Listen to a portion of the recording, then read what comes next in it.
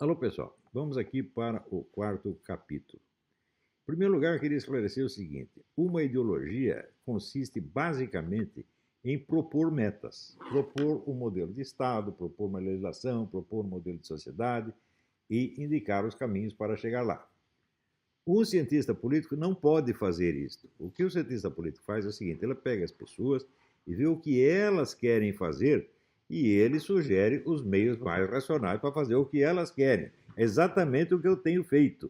Você pode procurar a minha obra inteira, você não vai encontrar um modelo de sociedade, um modelo de Estado, um modelo de Constituição, mas nada, nada, nada disso. Né? Então, o que eu estou fazendo aqui é tentar explicar para os homens e mulheres da direita, né, quais são os meios racionais pelos quais eles podem chegar a obter os resultados que eles querem. Então, em primeiro lugar, você precisa entender a situação como ela está. E a situação é a seguinte: a direita elegeu um presidente. Porém, quem manda no país? Eu digo para vocês quem manda no país. Quem manda no país é o Fernando Haddad.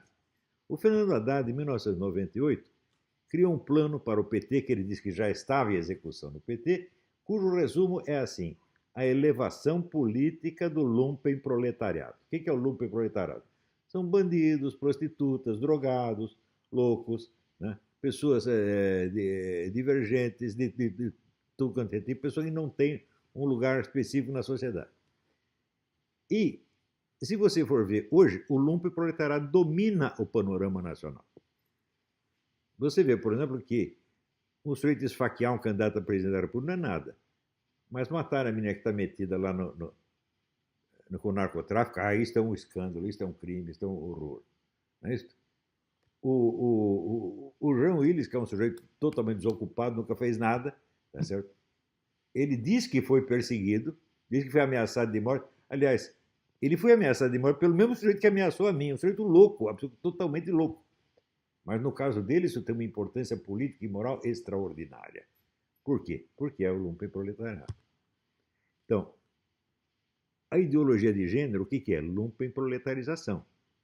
Ela está sendo aplicada, ela está sendo, vamos dizer, oficializada, tornada obrigatória esta semana pelo STF. Enquanto isso, vocês viram esse vídeo que eu coloquei aí do procurador do Rio Grande do Sul, Rodney Candeias, ele descrevendo assim a ocupação do território nacional por ONGs estrangeiras associadas a partidos de esquerda. Eles já tomaram metade do território nacional. Né? E você acha que quem está no poder é o Bolsonaro? Não é o Bolsonaro. Este é o plano do Haddad. Vocês esqueceram o seguinte: depois de todos os crimes do PT que foram comprovados, divulgados, mas milhares e milhares de crimes que eu nunca vi no mundo, o candidato deles chega a ter 44 milhões de votos. E vocês acham que vocês têm alguma força só porque o seu candidato tem um pouquinho mais de voto? Não. Porque o candidato que vocês elegeram não tem nenhuma organização, não tem nenhuma militância organizada, não tem nada. Esses camaradas têm a macro-organização. Eles dominam a mídia, as universidades, os órgãos públicos, as ONGs, as verbas federais, o sistema judiciário, a OAB e tudo. Eles estão no poder. Vocês não entenderam ainda? Viu que eu falei para você, você eleger um presidente sem que ele tenha o suporte partidário, militante, etc, etc, é a mesma coisa que condená-lo à morte. Foi isso que eles fizeram. Entregaram esse abacaxi impossível para o Bolsonaro resolver e querem que ele resolva. Enquanto vocês estão discutindo aí se o Eduardo deve ir para Washington ou não, os caras estão lá oficializando a ideologia de gênero, tomando o território nacional. Outra coisa eu vou dizer para vocês. Quantas armas foram apreendidas na fronteira, dessas armas que são contrabandeadas para vir para as Farc? Quantas foram? Nunca nenhuma. Quando Fernandinho Beiramar foi preso, ele foi preso pelo exército da Colômbia, não pelo nosso. Quando ele chegou no Brasil, ele foi no Congresso e humilhou os deputados. Na Colômbia ele confessou tudo. No Brasil não confessou nada, ele mandou os deputados calar a boca e eles calaram a boca. Quem tem o poder no Brasil? Quem tem o poder no Brasil é o Fernando Haddad. Vocês não entenderam ainda?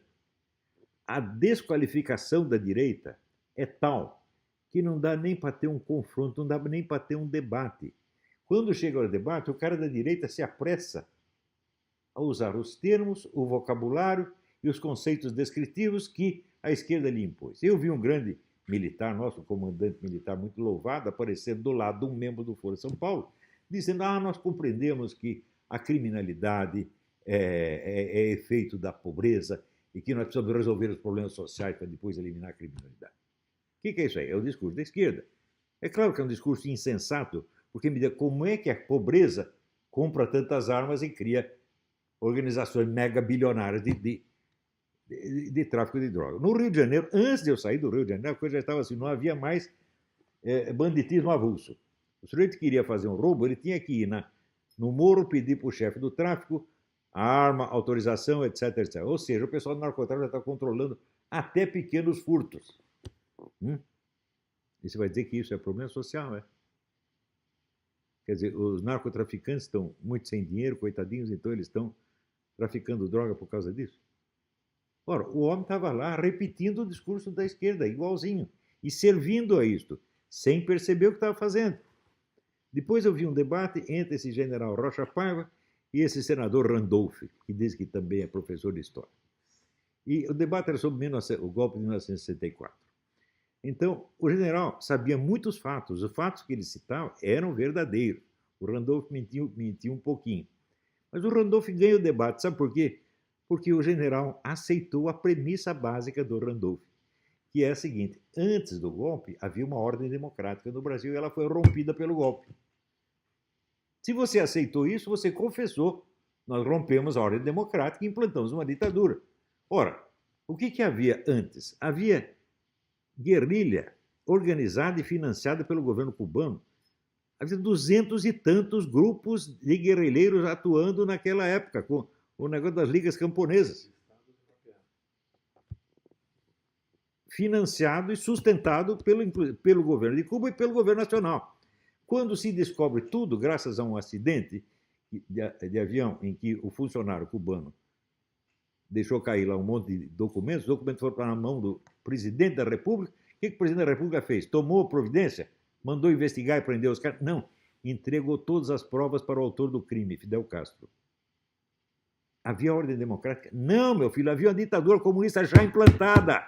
Havia milhares de agentes da KGB no governo, como apareceu já esse livro do Mauro Abranches, mostra isso. Agora, o general chega lá dizendo: havia um golpe em preparação.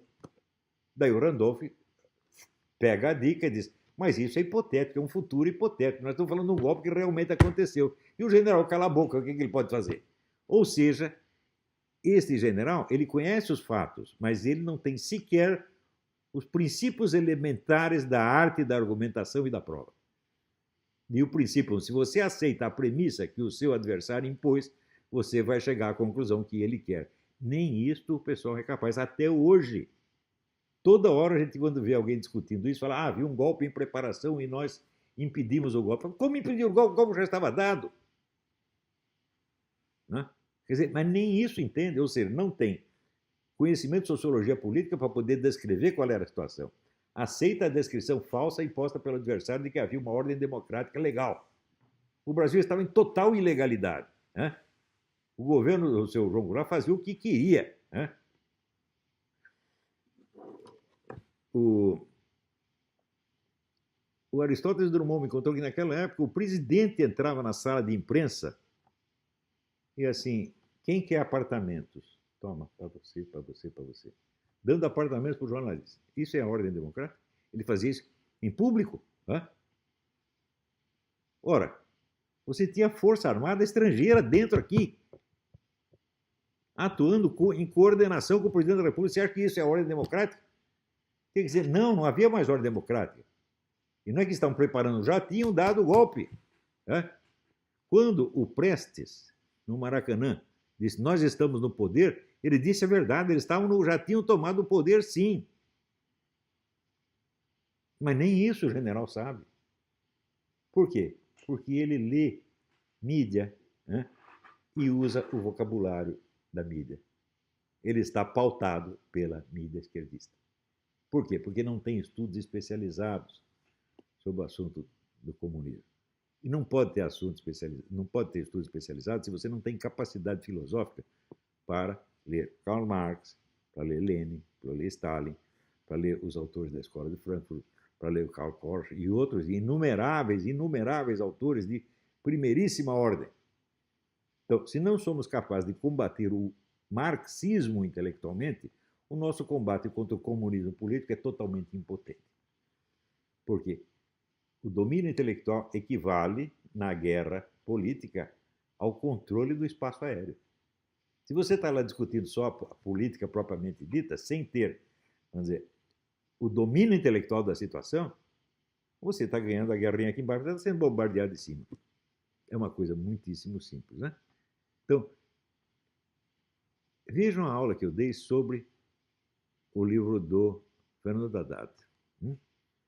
O plano dele, de 1998, já estava sendo realizado e é um plano vitorioso. O Brasil se lumpenproletarizou. Você vê, você quer um exemplo disso? Por exemplo, sai no site do Paulo Henrique Amorim, né? O general fala do fracasso da intervenção, e o Paulo Henrique Amorim escreve intervenção com 2 S's. Isso é lumpenproletarização. O jornalista não pode fazer isso. Já lumpenproletarizou. Tudo no Brasil foi lumpenproletarizado, né?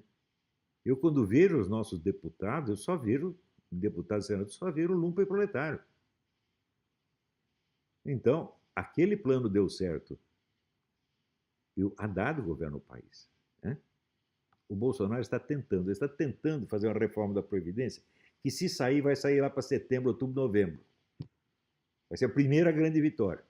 Então, o pessoal agora aposta o seguinte: nós vamos mandar o Eduardo Bolsonaro para Washington e o Trump vai aqui nos ajudar a eliminar o Foro de São Paulo.